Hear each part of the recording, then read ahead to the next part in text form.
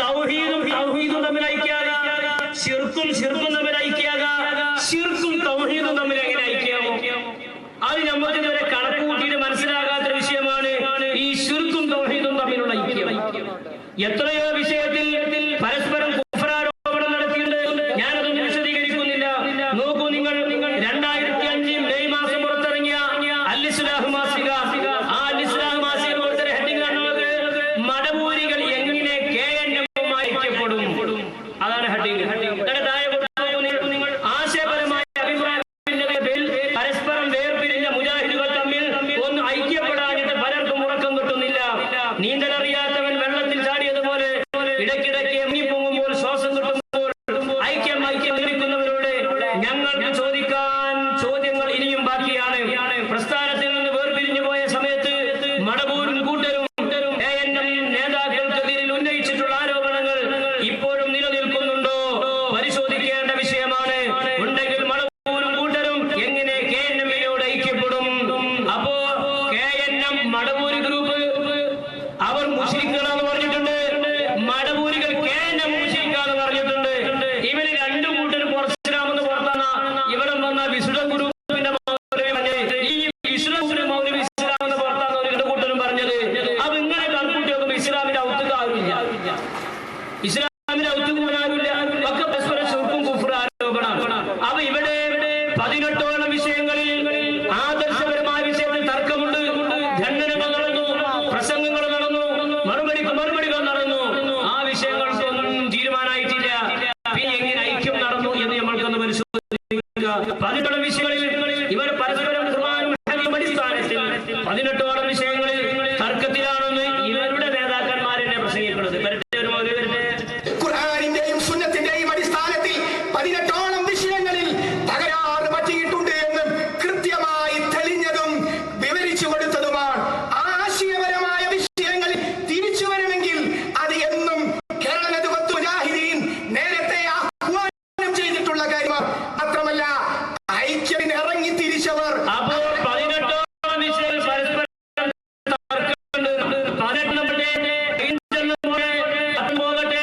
പരസ്പരം തർക്കമുള്ള ഒരൊറ്റ വിഷയത്തിൽ തീരുമാനമാക്കിയിട്ടില്ല. ഞാൻ പറഞ്ഞില്ല, ഹുസൈൻ സലഫി പറയട്ടെ, ഞാൻ വേഗം കാര്യങ്ങൾ പറയാം. ഇവിടെ പാമർശിച്ച വിഷയങ്ങളൊക്കെ പറയാനുണ്ട്. ഹുസൈൻ സലഫി നമുക്ക് എല്ലാവരോടും യോജിക്കാനാണ് പൂതി. പക്ഷെ പൂതി ഉണ്ടായിട്ട് കാര്യമുണ്ടോ? യോജിക്കാനുള്ള ചാൻസ് വേണ്ടേ? ഇപ്പൊ പൂതി എല്ലാവർക്കും പല പൂതിയുണ്ട്. പക്ഷെ പൂതിക്കനുസരിച്ച് കാര്യം നടക്കൂലല്ലോ. എല്ലാവരും ഐക്യപ്പെടാനാണ് നമ്മുടെ ആഗ്രഹം. ഐക്യം നമുക്ക് എല്ലാവർക്കും ആഗ്രഹമുള്ളൊരു കാര്യമാണ്. പക്ഷേ ഐക്യം എന്ന് പറഞ്ഞുകൊണ്ട് ഒരു മേശയ്ക്ക് ചുറ്റും ഇരുന്ന് ചായ കുടിച്ച് ബിസ്ക്കറ്റും കഴിച്ച് ബിരിയാണിയും കഴിച്ച് പിരിഞ്ഞു പോയാൽ ഐക്യമാണല്ലോ. ബിരിയാണി നിന്ന് വന്ന പള്ള അറിവല്ലാതെ ഐക്യം ഉണ്ടാവില്ല. ഐക്യം ഉണ്ടാകണം എന്ത് ചെയ്യണം? ആശയം യോജിക്കട്ടെ. ഇവിടെ മടവൂർ KNM-മാർ ഒന്നിച്ച് ഞങ്ങൾ ഐക്യാണ് പറഞ്ഞത്.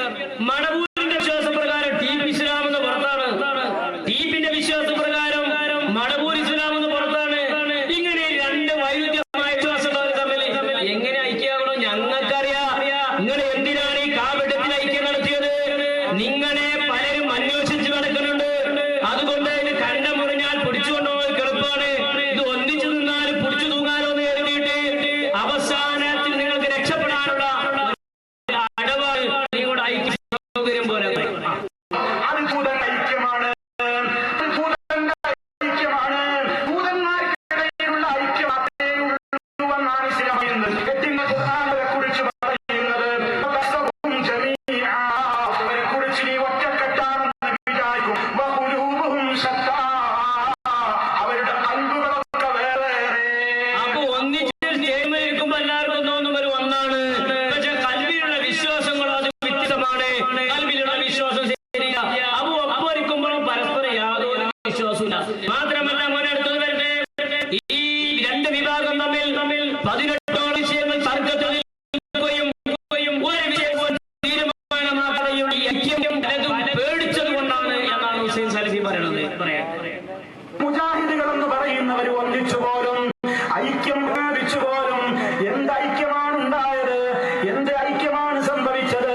10-16 കൊല്ലം കേരളത്തിലും കർണാടകയിലും രാജ്യത്തിന്റെ മറ്റു പ്രദേശങ്ങളിലുമൊക്കെ രണ്ടു കൂട്ടരും സ്റ്റേ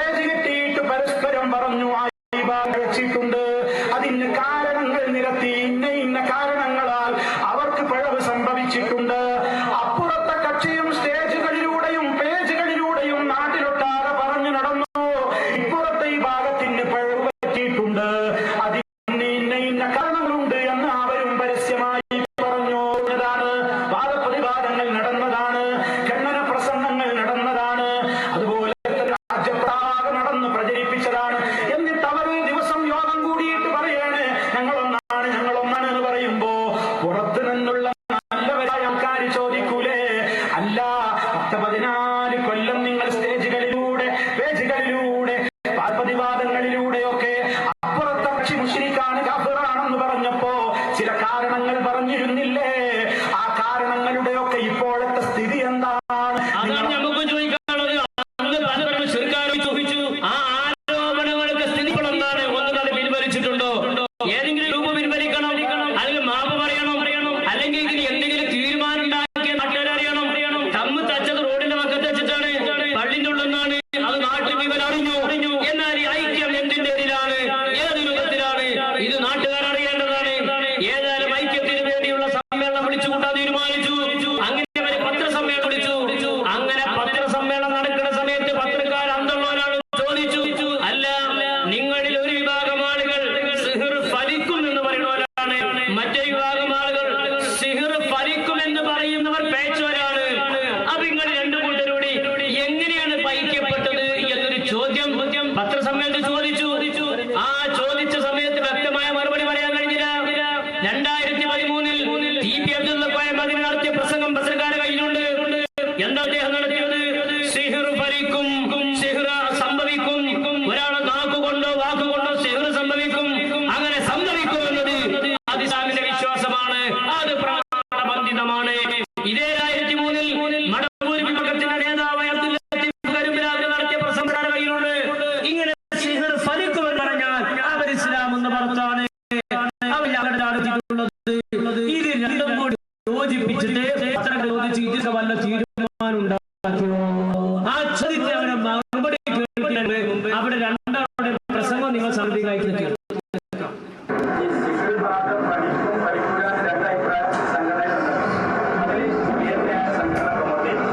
ആദ്യത്തെ ചോദ്യത്തിൽ ഞാൻ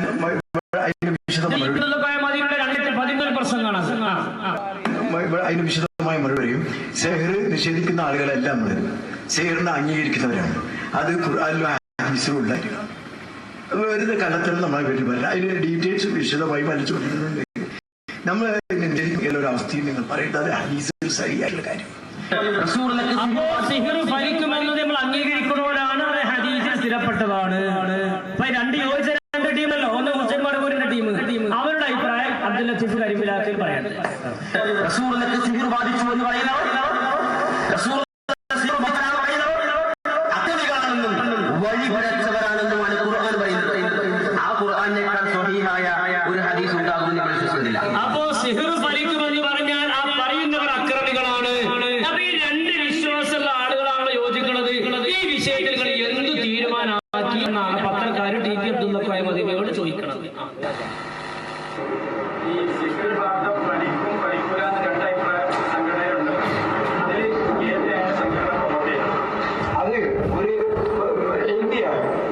വൈജ്ഞാനികമായ ഒരു ചർച്ചയാണ്. എന്താ TP അബ്ദുൽ ഖാദർ മദീനിയുടെ മറുപടി വരട്ടെ. എന്താ അദ്ദേഹം പറഞ്ഞത്? ഈ സിഹിറുമായി ബന്ധപ്പെട്ട വിഷയം അതൊരു ഇൽമിയായ വിഷയമാണ്. ദത്തബ പറഞ്ഞു മനസ്സിലായില്ല, എല്ലാം ഇൽമിയായ വിഷയം തന്നെ. അതൊരു ഇൽമിയായ വിഷയമാണ്, അത് വൈജ്ഞാനിക വിഷയമാണ്. അതിപ്പോ പറയില്ല. എവിടെ പറയുന്ന പെരേന്ന് അറിയുന്ന പെണ്ണുങ്ങളോട് പറഞ്ഞിട്ട് അറിഞ്ഞല്ലോ. ഈ വിഷയത്തിൽ എന്ത് തീരുമാനം ഉണ്ടാക്കിയെന്ന് നാട്ടുകാരറിയണ്ടേ? എന്നാൽ രണ്ട് ഐക്യം തമ്മിൽ എന്തെങ്കിലും പൊരുത്തുണ്ടാവുള്ളൂ. പറയട്ടെ. വൈജ്ഞാനികമായ ഒരു ചർച്ചയാണ്. അത്തരം കാര്യങ്ങളിലെല്ലാം ഞങ്ങളുടെ പണ്ഡിത സഭ അതിനെ സംബന്ധിച്ച് ആലോചിക്കുകയും അതിന് സംബന്ധിക്കാൻ തീരുമാനങ്ങൾ കൊടുക്കുകയും ചെയ്യും. പിന്നെ മറ്റൊരു കാര്യം, അത് സംബന്ധമായി ഞങ്ങൾ തീരുമാനിച്ച് അനുയായികൾക്ക് ഞങ്ങൾ തീരുമാനം കൊടുക്കും. അതേ ദിവസം പുറത്തിറങ്ങിയ മീഡിയ മണ്ണിലെ വാർത്ത വരട്ടെ. ആ മീഡിയ മണി വാർത്തയിൽ എന്താ അവർ കൊടുത്തത്? ഈ വിഷയങ്ങളിൽ മുഴുവനും ഞങ്ങൾ പറഞ്ഞ് തീരുമാനമായി പച്ച കളവ പറഞ്ഞത്. ഈ തർക്കമുള്ള എല്ലാ വിഷയങ്ങളും ഞങ്ങൾ പറഞ്ഞ് തീരുമാനമായി ഒക്കെ തീരുമാനമാക്കിയിട്ടുണ്ട്. അതുകൂടി ഒന്ന് കേൾക്കുന്നുണ്ട്. അടുത്ത വിഷയത്തിലേക്ക് വരാം. 14 വർഷം പുതുച്ചേരിയിൽ നിലകൊണ്ട മടവൂർ മദനി ഗ്രൂപ്പുകൾ സംയുക്ത നേതൃയോഗം ചേർന്നാണ് ലയന തീരുമാനം ഔദ്യോഗികമായി പ്രഖ്യാപിച്ചത്. നിങ്ങളോട് ഈ ലയനം അറിയിക്കണം, യോജിപ്പ് അറിയിക്കണം, ഈ ഐക്യം അറിയിക്കണം. 20-ാം തീയതി കോഴിക്കോട് കടപ്പുറത്ത് വെച്ച് ഞങ്ങളൊരു മഹാസംഗമം ചേർന്നു. 18 വിഷയങ്ങളിൽ ഇരു സംഘടനകളും തമ്മിലുണ്ടായിരുന്ന ആദർശ ഭിന്നത പരിഹരിച്ചു കഴിഞ്ഞു. അണികളെ ഇക്കാര്യം ബോധ്യപ്പെടുത്തിയതായും നേതാക്കൾ വിശദീകരിച്ചു. രണ്ട് സംഘടനയും നേരിട്ട് തന്നെ ആ പ്രശ്നങ്ങളെ പഠിച്ച് മനസ്സിലാക്കി തിരുത്തി സുദീർഘമായ തീരുമാനമെടുത്ത്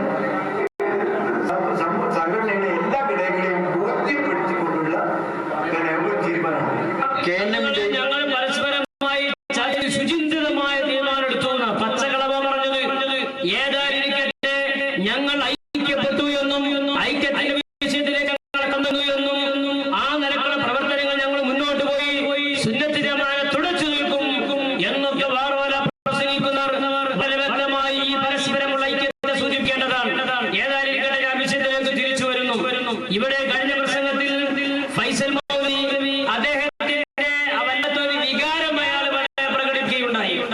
അദ്ദേഹം പറഞ്ഞു, ഞാൻ ഹമീദ് ഫൈസിയെ വിളിക്കുന്നു, ഞാൻ ഹമീദ് ഫൈസിയെ ഈ വിഷയത്തിൽ ചർച്ച വിളിക്കുന്നു, അദ്ദേഹത്തെ എവിടെയും കാണാറില്ല എന്നൊക്കെ പറഞ്ഞ് കുറെ സദസ്സിനെ സന്തോഷിപ്പിക്കുന്ന ഒരുപാട് വാക്കുകൾ അദ്ദേഹം ഇവിടെ പറയുകയുണ്ടായി. ഞങ്ങൾക്കൊരു കാര്യം പറയാനുള്ളൂ. ബഹുമാനപ്പെട്ട SYSന്റെ സംസ്ഥാന സാരഥി, ഞാൻ പ്രിയങ്കരനായ നേതാവ് അബ്ദുൽ ഹമീദ് ഫൈസി അമ്പലക്കടവിന് ഇടപിടിക്കുന്ന ഒരൊറ്റ നേതാവ് ഇന്ന് കേരളത്തിലെ മുജാഹിദ് പ്രസ്ഥാനത്തിൽ ഇല്ലേ ഇല്ല എന്ന് ഈ സമയത്ത് ഓർമ്മപ്പെടുത്തുകയാണ്. പൊന്നാര ഞങ്ങളെ അടിക്കണമെന്ന് അപ്പുറത്ത് വേണ്ട. ആരാ ഹമീദ് ഫൈസിനെ വെല്ലുവിളിക്കുന്നത്? നിങ്ങളോ? എന്തിനടിസ്ഥാനത്തിൽ ഹമീദ് ഫൈസിയെ ഈ വിഷയത്തിൽ വെല്ലുവിളിച്ച അദ്ദേഹം സംവാദത്തിൽ കാണില്ല. ബഹുമാനപ്പെട്ട ഹമീദ് ഫൈസി, നിങ്ങളുടെ അപ്പോസ്തലനായിരുന്ന ഉമർ മൗലവിയെ തിരൂർക്കാട് വഴി വെള്ളം കുടിപ്പിച്ചിട്ടുണ്ട്. നേരത്തെ ഇവിടെ സുഹൃത്ത് സൂചിപ്പിച്ചതുപോലെ നിങ്ങളുമായി സംവാദം നടത്താൻ ഹമീദ് ഫൈസി വരേണ്ടതില്ല, അബൂബക്കർ വരേണ്ടതില്ല, കക്കുപടി വരേണ്ടില്ല. ബഹുമാനപ്പെട്ട ജാമ്യയിലെ വിദ്യാർത്ഥികളിൽ താഴെ ക്ലാസ് പഠിക്കുന്ന വിദ്യാർത്ഥികൾ മാത്രം മതി നിങ്ങളുമായി ഏറ്റുമുട്ടാൻ. ആ വിഷയത്തിലൊന്നും ക്ലൂസ് പറയേണ്ടതില്ല. നിങ്ങൾക്ക് എത്രയാണ് വിവരമുണ്ട് എന്നുള്ളത് നിങ്ങളെ കഴിഞ്ഞ പ്രസംഗം കേട്ടപ്പോൾ നമുക്ക് നല്ലോണം മനസ്സിലായി. ഇവിടെ കൊതുകിനെ കൊല്ലാൻ പീരങ്കി കൊണ്ടുവരുന്നില്ലല്ലോ. ധൈര്യം ഉണ്ടെങ്കിൽ വന്നു. ഈ നടക്കുന്ന ചർച്ചകളിൽ പരസ്യമായി നിങ്ങൾ പറഞ്ഞ വിഷയങ്ങളിൽ കിതാബ് സംബന്ധമായി, രേഖ സംബന്ധമായി, അതുപോലെ തന്നെ ഇമാമുകളുടെ ഗ്രന്ഥങ്ങൾ സംബന്ധമായി പരസ്യമായ ചർച്ചകൾക്ക് ധൈര്യമായിട്ട് വന്നു. ഈ ബഹുമാനപ്പെട്ട പട്ടിക്കാട് ജാമിയ നൂരിയയുടെ വിദ്യാർത്ഥികളുടെ ധൈര്യം ഉണ്ടാകുമ്പോൾ വന്നു, നിങ്ങൾക്ക് സൗകര്യം ഉണ്ടാകുമ്പോൾ വന്നു. പരിസരത്ത് വന്ന് എന്തെങ്കിലുമൊക്കെ കുന്നു പറഞ്ഞു പോകലല്ല. ഇത്തരം വിഷയങ്ങളിൽ പരസ്യമായി നടത്തി ആരുടെ തെളിവ് എന്ന് സമായ സമക്ഷം സമർപ്പിക്കേണ്ടതാണ്. ആ വിഷയത്തിൽ തർക്കമുണ്ടാക്കി പ്രസംഗിക്കുന്നവർ ചെയ്യേണ്ടതാണ്. ഏതായിരിക്കട്ടെ, മുഖാമുഖത്തിന് ഞാൻ ബൈക്കൊന്നും കടന്ന പിന്നെ പറയാം. മുഖാമുഖത്തിന് വെല്ലുവിളിക്കുന്ന ആൾക്കാരെ മുഖാമുഖത്തിന് കോലൻചാത സൗകര്യം പോലെ പറയാം. ഇവരെ നേതാക്കൾ അടക്കമുള്ള നേതാക്കന്മാരുണ്ട്. ഞങ്ങൾ പഠിച്ച കോളേജിൽ അറബി കോളേജ്, അവിടെ മുഖാമുഖത്തിന് ഒരു കഥ പറയാണ്ട്. നന്ദി ദാറുസലാമിന് ലീവുള്ള അന്നൊരു മുഖാമുഖം വെച്ചു. നന്ദിയിൽ ധൈര്യത്തിൽ നോക്ക്. അന്ന് ക്യാൻറ്റീനിൽ പണിയെടുക്കുന്ന കാക്കി ഒന്നും ഉണ്ടായിരുന്നില്ല. അല്ലെങ്കിൽ അതിന് സമാധാനം ഉണ്ടായി. എല്ലാവർക്കും ലീവുള്ള അന്ന് നന്ദി ദാറുസലാമിന്റെ മുമ്പിൽ ഇവർ മുഖാമുഖം സംഘടിപ്പിച്ചു. വലിയ നേതാക്കന്മാര്, സുബ്ഹാനല്ലാഹ്, അങ്ങനെ മുഖാമുഖം സംഘടിപ്പിച്ചു. അങ്ങനെ തുറന്ന ചർച്ച, അടഞ്ഞ ചർച്ച, അങ്ങനെ വലിയ ബസ് കൊടുത്തു. വലിയ വലിയ പുളിയണ്ടന്മാരെ പേരൊക്കെ നോട്ടീസിന് കൊടുത്തു. നമ്മളെ കുട്ടികളെ എന്നാൽ ലീവാണ്, എന്നാലും വേണ്ടിയില്ല, ചോദ്യം ചോദിക്കാനോ എന്ന് കരുതി നമ്മളെ കുട്ടി പരിസരത്തുള്ളവരൊക്കെ വന്നു. എന്തുണ്ടായി? മുഖാമുഖം നടക്കണ്ടെന്ന് ആ മുഖാമുഖത്തിൽ പങ്കെടുക്കുന്ന നേതാക്കന്മാരെ മുഴുവനും മുങ്ങി. ആരൊക്കെ മുങ്ങിയത് ഞാൻ പറയില്ല. ആ മുങ്ങിയതിൽ പ്രധാനിയായ സക്കറിയ സ്വാമി അത് പറയട്ടെ. എന്നിട്ട് ഇൻഷാ അല്ലാഹ് ഫൈസൽ മൗലവി മുഖാമുഖത്തിനെ കോടതി ഞാൻ കാട്ടിത്തരാം. ഇവിടെ പ്രചരിപ്പിക്കാൻ തരുമോ? നന്ദി 2010 നടന്ന മുഖാമുഖത്തിന് സക്കറിയ സലാഹിയെ വിളിച്ചപ്പോൾ അദ്ദേഹം വന്നില്ല. എന്നിട്ട് ലക്ഷദ്വീപിൽ വെച്ച് കണ്ടപ്പോ പറഞ്ഞു, എനിക്ക് ജിന്നസീർ വരുന്ന പേടിയായിട്ടോ. ജിന്നസീർ ചോദ്യം വന്ന പേടിയായിട്ട് വരാമെന്ന് പറഞ്ഞു. കണ്ടോ, സക്കറിയ സലാഹിക്ക് അമ്മ നഷ്ടപ്പെട്ടിരിക്കുന്നു, നിർഭയത്വം നഷ്ടപ്പെട്ടിരിക്കുന്നു. ഏതാണ് വസ്തുത? ഞാൻ പരസ്യം വിശദീകരിച്ചതാ.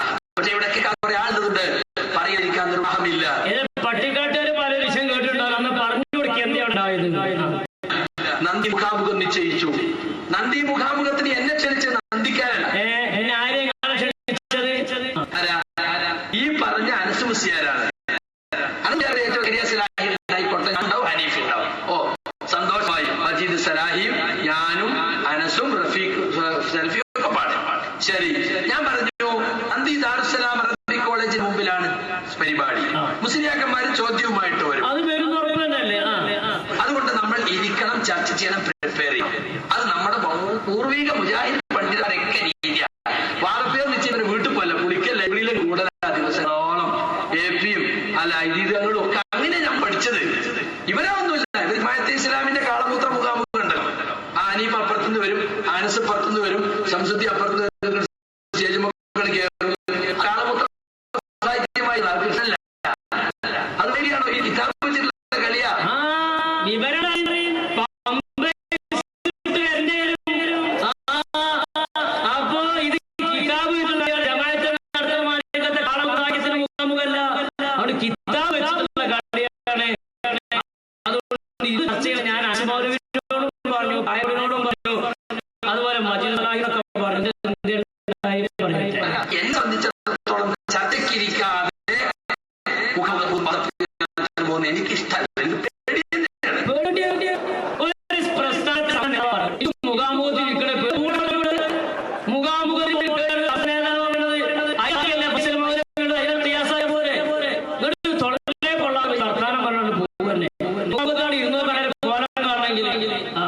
കാരണം എന്താ അറിയോ, നമ്മളെ ഒരു കഴിവ് കേട് കൊണ്ടോ നമ്മളൊരു വിവരക്കേട് കൊണ്ടോ ഈ ആദർശത്തിന് തെളിവില്ലെന്ന് പൊതുജനം തെറ്റിദ്ധരിച്ചാൽ ഇത് കാസറ്റായി ഇറങ്ങും.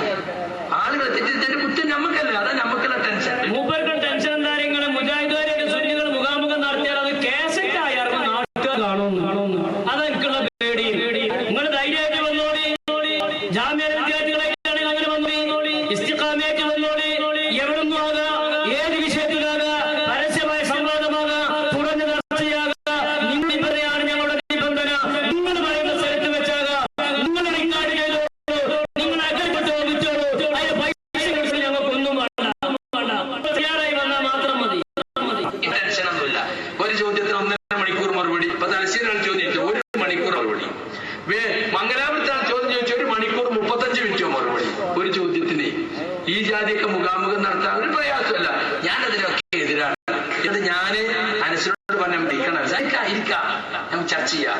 അങ്ങനെ ഇരിക്കാൻ എപ്പോഴും എന്ന് വെച്ചാൽ നാളെ പറയും, പറഞ്ഞു ഇപ്പൊ ഇന്ന് സമയമില്ല, നാളെ രാവിലെ ഇരിക്കാം, 4 മണിക്കല്ലേ ഞങ്ങൾ മുഖാമുഖം നടക്കുന്നത് 4 മണിക്കാണ്. അപ്പൊ അതിന് മുമ്പ് ഇയാൾ ഒപ്പമുള്ളവരോട് വിളിക്കണ്ടേ? നമ്മള് ചർച്ച ചെയ്തിരിക്കല. അപ്പൊ ഒപ്പമുള്ളവർ ധൈര്യത്തിന് ഊക്കൊണ്ടേക്കാരെ നാളെ ഇരിക്കാം. അങ്ങനെ പറഞ്ഞു മുഖാമുഖത്തിന്റെ പറഞ്ഞു നമുക്ക് നാളെ മുഖണിക്കാം. അങ്ങനെ നാളായി മുഖം നടക്കുന്ന ദിവസമായി എന്താന്നുണ്ടായി പറയട്ടെ. അങ്ങനെ പറഞ്ഞ് തലേന്ന് വിളിച്ചോ പറഞ്ഞു ഇനിയിപ്പോ ഇന്ന് സമയമില്ല, നാളെ രാവിലെ ഇരിക്കാം, 4 മണിക്കല്ലേ മുഖാമുഖം, ഞങ്ങൾ അങ്ങോട്ട് വരാം. അപ്പോഴേ ഇരിക്കാന്ന് വിചാരിച്ച് എവിടും പോകാൻ ഞാൻ തയ്യാറാണ്. എവിടെ തയ്യാറാ? ഞാൻ വിഷയമാണ്, ആദർശമാണല്ലോ. അങ്ങനെ പിറ്റേന്ന് വിളിച്ചു നോക്കുമ്പോ ഫോൺ ഓഫും ഉളുപ്പുണ്ടെന്നൊക്കെ പറയാൻ ഞാൻ ചോദിക്കാൻ ആ സാധനം കത്തിക്കാത്തതുകൊണ്ട്. അപ്പൊ ഇയാള് പറയാണ് മുഖാമുഖം നടക്കണം. അന്ന് ഇയാള് വിളിച്ചു നോക്കുമ്പോ അനസിലാരെയും ഫോണ് സ്വിച്ച് ഓഫ് ആക്കി കായക്കൊടി എടുത്തതുമില്ല. എന്നാ പോയിട്ട് അനസുമാരെ വരണ്ട, കായക്കൊടി വരണ്ട, ഞാനാണ്ട് പോട്ടെ ഇയാളെ കരുതിയില്ല. ഇയാളെ ചെയ്തു കാര്യങ്ങൾ അയാളെ പറയട്ടെ. തയ്യാറാ, പുളിക്കൽ വേണോ ഇടവണ്ണപ്പണ എവിടെ തയ്യാറാ? ഞാൻ ഇതൊരു വലിയ വിഷയമാണ്, ആദർശ പ്രശ്നമാണല്ലോ. അങ്ങനെ പിറ്റേന്ന് വിളിച്ചു നോക്കുമ്പോ ഒരാൾ ഫോൺ ഓഫും ഒരാൾ എടുക്കണമില്ല. പിന്നെ രണ്ടാളും പൊതു സ്വഭാവം ആയതുകൊണ്ട് എനിക്ക് അത്ഭുതം തോന്നിയില്ല. ഞാനും ഓഫാക്കി. നിങ്ങളൊന്ന് ആലോചിച്ച് നോക്കി, മുജാഹിദിന്റെ സംസ്ഥാന നേതാവ് വലിയ കോളായി. നിങ്ങളൊക്കെ കണ്ടുകൊണ്ട് വല്ല മുജാഹിദ് പൂസം താടി വെച്ച് ബാക്കിൽ കൂടിയ കൂടെ എന്ത് ധൈര്യം നിങ്ങളൊക്കെ കണ്ടുകൊണ്ട് വലിയ മുജാഹിദിനെ ഏറ്റെടുക്കുന്നത് വലിയ കോളായി. ഞാനോട് ഓഫാക്കി. എന്നിട്ട് ഞാൻ നന്ദി ഉത്തരവാദപ്പെട്ട അവിടുത്തെ ആളുകളോട് വിളിച്ചു പറഞ്ഞു 11 മണിക്ക് ഇതാ ഞാൻ വരൂല കേട്ടോ, ചർച്ച ചെയ്യണം, ഇരിക്കണം, കൂടി ചർച്ച എന്ന് പറഞ്ഞിരുന്നു. അവർ ഇതുവരെ വന്നിട്ടില്ല. ഞാൻ പലവട്ടം വിളിച്ചതാണ്, അതുകൊണ്ട് ഞാൻ ഉണ്ടാവൂല. ഞാൻ ഉണ്ടാവുന്നല്ല, കയ്യിലോട്ടാണെങ്കിൽ അപ്പം കിട്ടൂല, മൂന്നക്കടി സംഘാടകർക്ക് അറിയില്ല എന്റെ ഇടങ്ങേറ്. അപ്പൊ ഇയാളെ വിളിച്ചാൽ പറഞ്ഞു ഞാൻ വരൂല.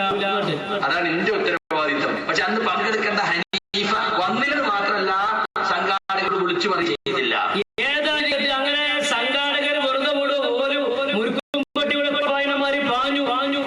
ഇയാൾ എന്ത് ചെയ്തു? മുൻകൂട്ടി ലക്ഷദ്വീപിക്ക് ടിക്കറ്റ് എടുത്ത് വെച്ചിനി. കാരണം കുടുംബം നേക്കാതെ അറിയാം. അയാൾ വല്ല ലക്ഷദ്വീപ് കഴിച്ച് ടിക്കറ്റ് വെച്ചിട്ട് സാധനം കിട്ടിയില്ല. ഇയാൾ ഏതോ ഭാഗത്ത് പോയി പൊക്കി. അങ്ങനെ നന്ദിയിലെ മുജാഹിദിന്റെ പ്രവർത്തകന്മാർ ഈ അനസ് മൗലവിയെ പിടിച്ചുകൊണ്ടുവന്നു. നിങ്ങളുടെ ധൈര്യം തന്നിട്ടാണ് ഞങ്ങൾ പരിപാടി നടത്തിയത്. അവസാന സമയത്ത് ഞങ്ങളെ കൈവിടൽ നിങ്ങൾ വരികയായിരുന്നു. അയാളെ പിടിച്ചുകൊണ്ട് സ്റ്റേജിൽ ഇരുത്തി. എന്തുണ്ടായെന്ന് അനസ് മൗലവി പറയട്ടെ. കോഴിക്കോട് ജില്ലയിൽ നന്ദി എന്ന് പറയുന്ന സ്ഥലത്ത് ഒരു ഗ്രാമത്തെ സംഘടിപ്പിച്ചപ്പോ സമർത്ഥമായി മുങ്ങി. സക്കരിയ സ്വലാഹി മുങ്ങിക്കണെങ്കിൽ നിങ്ങൾക്കാണ് പോയിക്കൂടി. നിങ്ങൾ വലിയ ബുദ്ധിയാണല്ലോ, അല്ലാതെ നിങ്ങൾ പോകാൻ സമർത്ഥമായി മുങ്ങിക്കളഞ്ഞു. മുഖാമുഖത്തിന് നന്ദി ദാറുസലാമിന്റെ മുന്നിൽ വെച്ചിട്ട് അവിടുന്ന് പോയിക്കളഞ്ഞു. വീട്ടിൽ നിന്ന് പുറത്തിറങ്ങി കോഴിക്കോട് വന്നു, രഹസ്യമായി താമസിച്ചു. എന്നിട്ട് കപ്പലിൽ കയറി നേരെ ദ്വീപിലേക്ക് പോയി. നിങ്ങൾക്ക് ടിക്കറ്റ് കിട്ടാത്തതുകൊണ്ട് നിങ്ങൾ ഈ പറയുന്നത്. നിങ്ങളും ടിക്കറ്റ് ഒരു അന്വേഷിച്ചു നോക്കിയില്ലേ? കിട്ടിയില്ല. സക്കരിയ സ്വലാഹി എന്തായി പറയട്ടെ. ദ്വീപിലേക്ക് പോയി. ഞങ്ങള് കുറച്ച് സാധുക്കൾ അവിടെ പോയി നന്ദി ദാറുസലാമിന്റെ മുന്നിൽ വാദപ്രസംഗം. ഞങ്ങൾ കുടുങ്ങി അവിടെ. എങ്ങനെയുണ്ട്? ഞങ്ങൾ ഉപ്പുണ്ടത് പറയാൻ സംഗതി കുടുങ്ങിക്കഴിഞ്ഞാൽ ആരെയാണ് കുടുങ്ങിയിട്ടുണ്ടെന്ന് അറിയാം. എന്നാലും ഉസാറായി തന്നെ പറയുള്ളൂ. അതുകൂടി ആ വിഷയത്തിൽ അന്തെന്ന സാധനം ഉണ്ടല്ലോ, വിവരമില്ലാന്നുള്ള വിവരം. അവ ഞങ്ങൾ പോയിട്ട് കുടുങ്ങി. ഇതാണ് സംസ്ഥാന നേതാക്കന്മാരെ കഥ. ബാക്കിയൊക്കെ പൈലറ്റ് താഴെ ഈ ഫൈസൽ മൗലവി ഇവിടെ കുന്നുംപുറത്തിനടുത്ത് സൂപ്പർ ബസാർ എന്ന് പറയുന്ന സ്ഥലത്ത് ഒരു സംവാദ മുഖാമുഖം സംഘടിപ്പിച്ചു. വലിയ ആളായിട്ട് എന്തും ചോദിച്ചോടി അത്ര ഉത്തരം പറയാം. അങ്ങനെ ഇദ്ദേഹത്തിന്റെ മറു ഗ്രൂപ്പിൽ പെട്ട മുജാഹിദുകാരൻ ഒരു കരീം മൗലവി, ഒരു പ്രായമുള്ള ആള്, അദ്ദേഹത്തോട് ചെറിയൊരു ചോദ്യം ചോദിച്ചു. എന്താ ചോദ്യം? റഖീബ് അതീദ് എന്നീ രണ്ട് മലക്കുകൾ, ഈ രണ്ട് മലക്കുകളോടും ഇതുകളോടും സഹായം അഭ്യർത്ഥിക്കാമോ? കാടിലെ ചാച്ച സർവമായി നിൽക്കുന്ന സമയത്താണ്. അവ മലക്കുകളെ വിളിച്ച് പ്രാർത്ഥിക്കാമോ? ഈ ഭാഗം ആളുകൾ പറഞ്ഞു മലക്കുകളെ വിളിച്ച് പ്രാർത്ഥിക്കാം, ജിന്നുകളോട് വിളിച്ച് പ്രാർത്ഥിക്കാം, അവരോട് നമുക്ക് സഹായം ചോദിക്കാം. ഒരു വിഭാഗം ആളുകൾ പറഞ്ഞു അങ്ങനെ മലക്കുകളെയും ജിന്നുകളെയും വിളിച്ച് പ്രാർത്ഥിക്കാൻ പാടില്ല, അള്ളാഹനെ മാത്രമേ വിളിക്കാവൂ, അള്ളാഹിനോട് മാത്രമേ സഹായം ചോദിക്കാവൂ. അവ ഈ വിഷയത്തെ പറ്റി ചോദ്യം ചോദിച്ച സമയത്ത് ഇവിടെ പ്രസംഗിക്കാമെന്ന ഫൈസൽ മൗലവി വ്യക്തമായി മറുപടി പറയാൻ കഴിഞ്ഞില്ല. അയാളുടെ വാക്ക് വളരെ കറക്റ്റായിട്ട് ശ്രദ്ധിക്കാണ്. റഖീബ് അതീദ് എന്ന മലക്കുകൾ നമ്മുടെ സംസാരം കേൾക്കും, പക്ഷേ നമ്മുടെ പ്രാർത്ഥന കേൾക്കുകയില്ല. പ്രാർത്ഥന കേൾക്കുമെന്ന് പറഞ്ഞാൽ പിന്നെ പലതും സുന്നത്തി ജമാഅത്തിന് ആശ്രയം പറയേണ്ടി വരും. ആ ഒരു അബദ്ധമായ വാദത്തിൽ പിടിച്ചു അവസാനം ഉത്തരം മുട്ടി വിവരമില്ലാതെ മറുഭാഗത്തുള്ള മുജാഹിദിന്റെ ഒരു പ്രവർത്തകന്റെ മുന്നിൽ ഉത്തരം മുട്ടിയ ഫൈസൽ മൗലവി എന്ത് ധൈര്യത്തിലാണ് വെല്ലുവിളിച്ചതില്ല. ആരെങ്കിലും നിങ്ങൾ ശ്രദ്ധിക്കും. അതായത് അയാളാണ് പ്രസംഗിക്കാൻ വന്ന ആള്.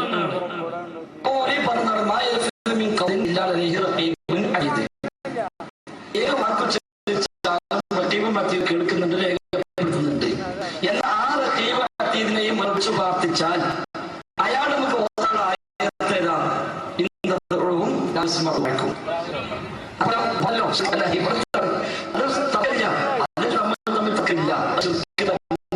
സംശയമില്ല.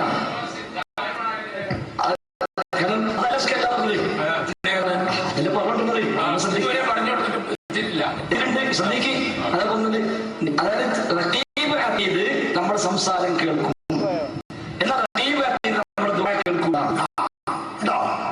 അതീദ് നമ്മുടെ സംസാരം കേൾക്കും, എന്നാൽ എന്ത് കേൾക്കൂല? ദുആ കേൾക്കൂല. റഖീബേ എന്നെ രക്ഷിക്കണേ എന്ന് പറഞ്ഞാൽ ഈ സംസാരം റഖീബ് കേൾക്കും, എന്നാലോ ദുആ കേൾക്കില്ല. അതായത് റഖീബ് അതീദ് നമ്മുടെ സംസാരം കേൾക്കും, എന്നാൽ റഖീബ് അതീദ് നമ്മുടെ ദുആ കേൾക്കൂല.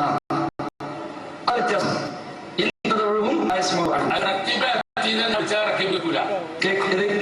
ഞാൻ വിളിക്കാണ് വിളിച്ചാൽ കേൾക്കൂല. സംസാരം കേൾക്കുള്ളൂ. അതെ, അയാൾ മുഖാമുഖത്തിന് വെല്ലുവിളിച്ച് വിളിച്ചാൽ കേൾക്കൂല.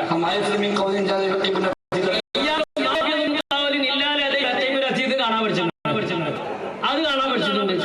എന്തിനും അതിന്റെ മറുപടി ഞാൻ വിളിക്കാണ് വിളിച്ചാൽ കേൾക്കൂല. സംശയം കേൾക്കുള്ളൂ. അതെ, അല്ലാത്ത വിളി ഏതാണ്? അപ്പൊ സംസാരിക്കുന്നത് മലക്കൾ കേൾക്കൂല, കേൾക്കൂല. അപ്പോഴും ആണ് ചോട് അടിയക്കാർ നമുക്ക് അറിയില്ല എന്താണ്, വലിയ അഴിമുള്ള ആൾക്കാരല്ലേ. കേട്ടല്ലോ. അതാണ് ഞാൻ ആദ്യത്തിൽ ചോദിച്ചത്. അതിനാണ് നമ്മള് ബഹുമാനപ്പെട്ട കാന്തപുരം പറഞ്ഞത്. എല്ലാ വിളിയും അല്ലേ, ശരിക്കാകാത്ത വിളിയുണ്ട്, ശരിക്കല്ലാത്ത വിളിയുണ്ട്.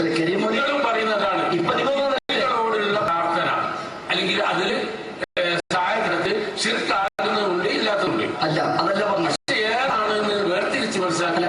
ഒരു ഉദാഹരണം നിങ്ങൾ അതിനാണ് ഈ ഉദാഹരണം തന്നെ മതി. ദൈവം മറ്റു നമ്മുടെ വിളി കേൾക്കുന്നു, പ്രാർത്ഥന കേൾക്കൂല. ഞാൻ റഖീബ് അതീദ് പ്രാർത്ഥിച്ചു, കേൾക്കൂല. അവർ കേട്ടിട്ടില്ല. ഇല്ല, പ്രാർത്ഥന കേൾക്കൂല. പ്രാർത്ഥന കേൾക്കുന്ന പൽക്കേണ്ടി വരും. അപ്പൊ അത് ബേജാറായിട്ട്